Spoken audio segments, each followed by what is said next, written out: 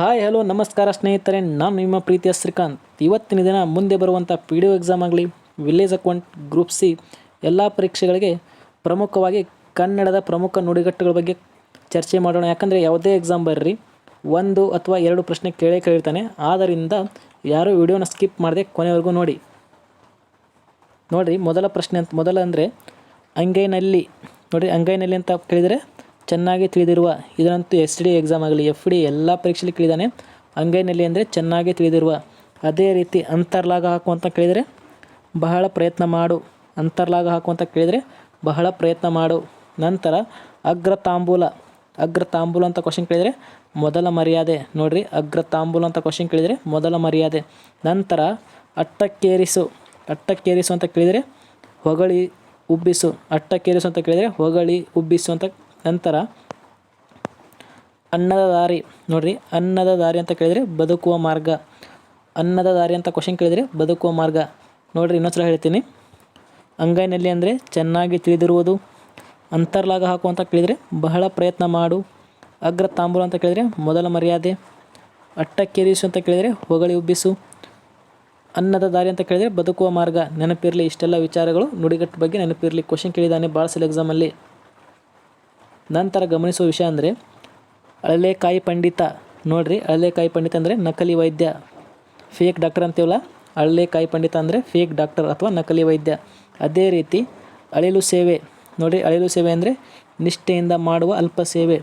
ಅಳಿಲು ಸೇವೆ ಅಂದರೆ ನಿಷ್ಠೆಯಿಂದ ಮಾಡುವ ಅಲ್ಪ ಸೇವೆ. ನಂತರ ಆಕಾಶಕ್ಕೆ ಏಣಿ ಇಡು ಅಂದರೆ ಅಸಾಧ್ಯವಾದ ಕೆಲಸಕ್ಕೆ ಕೈ ಹಾಕು. ಆಕಾಶಕ್ಕೆ ಏಣಿ ಇಡು ಅಂತ ಕೇಳಿದರೆ ಅಸಾಧ್ಯವಾದ ಕೆಲಸಕ್ಕೆ ಕೈ ಹಾಕು. ನಂತರ ಉತ್ಸವ ಮೂರ್ತಿ. ನೋಡಿರಿ, ಉತ್ಸವ ಮೂರ್ತಿ ಅಂತ ಕೇಳಿದರೆ ಕೆಲಸ ಮಾಡದೆ ಆಲಸ್ಯ ಹೊಂದಿರುವವನು. ಉತ್ಸವ ಮೂರ್ತಿ ಅಂತ ಕ್ವಶನ್ ಕೇಳಿದರೆ ಕೆಲಸ ಮಾಡದೆ ಆಲಸ್ಯ ಹೊಂದಿರು.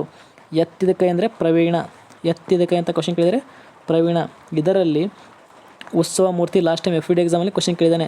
ನಿಮಗೆ ಡೌಟ್ ಇದ್ದರೆ ಲಾಸ್ಟ್ ಇಯರ್ ಕ್ವಶನ್ ಪೇಪರ್ ತೆಗೆದು ನೋಡಿರಿ, ಇದು ಕ್ವಶನ್ ಆಗಿದೆ. ಉತ್ಸವ ಮೂರ್ತಿ ಅಂತ ಕ್ವಶನ್ ಕೇಳಿದರೆ ಕೆಲಸ ಮಾಡದೆ ಆಲಸ್ಯ ಹೊಂದಿರುವರು. ಅದೇ ರೀತಿ ಆಕಾಶಕ್ಕೆ ಏಣಿ ಇಡು ಅಂದರೆ ಅಸಾಧ್ಯವಾದ ಕೆಲಸಕ್ಕೆ ಕೈ ಹಾಕು. ಅಳಿಲು ಸೇವೆ ಅಂದರೆ ನಿಷ್ಠೆಯಿಂದ ಮಾಡುವ ಅಲ್ಪ ಸೇವೆ. ಅಳಲೆಕಾಯಿ ಪಂಡಿತ ಅಂದರೆ ನಕಲಿ ವೈದ್ಯ. ಇಷ್ಟೆಲ್ಲ ವಿಚಾರ ನೆನಪಿರಲಿ. ಕ್ವಶನ್ ಕೇಳ್ತಾ ಬರ್ತಾನೆ, ಕ್ವಶನ್ ಆಗಿದೆ. ನಂತರ ಎಂಜಲ ಕೈಯಲ್ಲಿ ಕಾಗೆ ಓಡಿಸಿದವ. ನೋಡಿರಿ, ಎಂಜಲ ಕೈಯಲ್ಲಿ ಕಾಗೆ ಓಡಿಸಿದವ ಅಂತ ಕ್ವಶನ್ ಕೇಳಿದರೆ ಅದು ಜಿಪುಣ. ನೋಡಿರಿ, ಎಂಜಲ ಕೈಯಲ್ಲಿ ಕಾಗೆ ಓಡಿಸಿದವ ಅಂತ ಕ್ವಶನ್ ಕೇಳಿದ್ದಾನೆ, ಅದು ಜಿಪುಣ. ನಂತರ ಎತ್ತಿದವರ ಕೈಗೂಸು ಅಂದರೆ ಸ್ವಂತ ಬುದ್ಧಿ ಇಲ್ಲದವನು.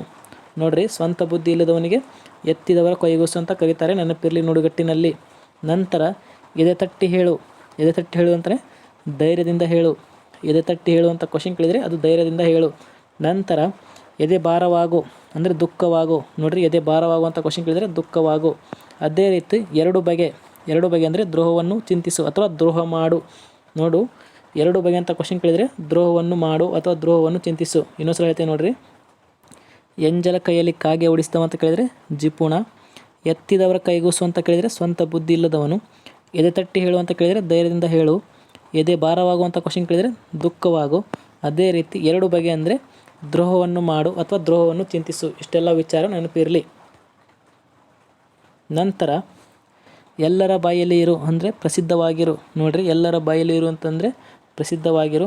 ನಂತರ ಒಣಜಂಬ ಅಂದರೆ ವ್ಯರ್ಥ ಅಹಂಕಾರ. ನೋಡಿರಿ, ಒಣಜಂಬ ಅಂದರೆ ವ್ಯರ್ಥ ಅಥವಾ ಅಹಂಕಾರ ಇರುವವನಿಗೆ ಒಣಜಂಬ ಅಂತ ಕರಿತೀವಿ. ನಂತರ ಕಂಕಣಬದ್ಧನಾಗು ಅಂದರೆ ಸಂಕಲ್ಪ ಮಾಡು. ಕಂಕಣಬದ್ಧನಾಗು ಅಂದರೆ ಸಂಕಲ್ಪ ಮಾಡು. ನಂತರ ಕಣ್ಣಿನಲ್ಲಿ ಎಣ್ಣೆ ಹಾಕಿಕೊಂಡು ನೋಡು. ನೋಡಿರಿ, ಕಣ್ಣಿನಲ್ಲಿ ಎಣ್ಣೆ ಹಾಕಿ ನೋಡು ಅಂತಂದರೆ ಜಾಗರೂಕತೆಯಿಂದ ಹುಡುಕು. ಅದೇ ರೀತಿ ಇಂದ್ರಚಂದ್ರ ಅನ್ನು ಅಂದರೆ ಅತಿಯಾಗಿ ಹೊಗಳು. ಇಂದ್ರಚಂದ್ರ ಅನ್ನು ಅಂದರೆ ಅತಿಯಾಗಿ ಹೊಗಳು. ನೋಡಿರಿ, ಇನ್ನೊಂದ್ಸಲ ಹೇಳ್ತೀನಿ.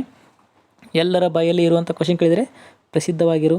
ಒಣಜಂಬ ಅಂದರೆ ವ್ಯರ್ಥ ಅಹಂಕಾರ. ಕಂಕಣಬದ್ಧನಾಗುವಂಥ ಕ್ವಶನ್ ಕೇಳಿದರೆ ಸಂಕಲ್ಪ ಮಾಡು. ಕಣ್ಣಿನಲ್ಲಿ ಎಣ್ಣೆ ಹಾಕಿ ನೋಡು ಅಂದರೆ ಜಾಗರೂಕತೆಯಿಂದ ಹುಡುಕು.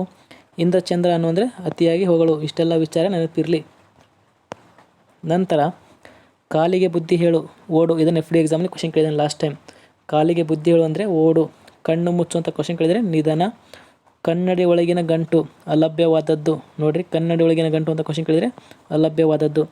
ಕೈ ಕಚ್ಚುವಂಥ ಕ್ವಶನ್ ಕೇಳಿದರೆ ನಷ್ಟವಾಗು. ಕೈ ಕಚ್ಚುವಂಥ ಕ್ವಶನ್ ಕೇಳಿದರೆ ನಷ್ಟವಾಗು. ಕೈ ಕೊಡು ಅಂದರೆ ಮೋಸ ಮಾಡು. ನೋಡಿರಿ, ಕೈ ಕೊಡು ಅಂದರೆ ಮೋಸ ಮಾಡು.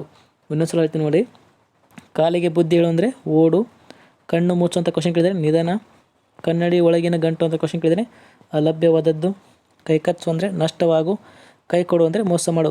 ಇಷ್ಟೆಲ್ಲ ವಿಚಾರಗಳು ನೆನಪಿರ್ರಿ. ನುಡಿಗಟ್ಟು ಬಗ್ಗೆ 1 ಅಥವಾ 2 ಪ್ರಶ್ನೆ ಕೇಳಿದ್ದಾನೆ. ಆದ್ದರಿಂದ ನಾನು ನೀಡಿದಂಥ ಮಾಹಿತಿ ತಮಗೆ ಇಷ್ಟವಾಗಿದ್ದರೆ ನನ್ನ ಚಾನಲ್ನ ದಯವಿಟ್ಟು ಸಬ್ಸ್ಕ್ರೈಬ್ ಮಾಡಿ, ಲೈಕ್ ಮಾಡಿ, ಕಮೆಂಟ್ ಮಾಡಿ, ನಿಮ್ಮ ಸ್ನೇಹಿತರಿಗೂ ಕೂಡ ಶೇರ್ ಮಾಡಿ. ಯಾರು ಟೆಲಿಗ್ರಾಮ್ಗೆ ಜಾಯ್ನ್ ಆಗಿಲ್ಲ ದಯವಿಟ್ಟು ನನ್ನ ಟೆಲಿಗ್ರಾಮ್ಗೆ ಜಾಯ್ನ್ ಆಗಿ. ಡಿಸ್ಕ್ರಿಪ್ಷನಲ್ಲಿ ಟೆಲಿಗ್ರಾಮ್ ಚಾನಲ್ ಲಿಂಕ್ ಇರುತ್ತೆ. ಮತ್ತೆ ಮುಂದಿನ ತರಗತಿಯಲ್ಲಿ ಎಲ್ಲರಿಗೂ ಸಿಗೋಣ. ಧನ್ಯವಾದಗಳು.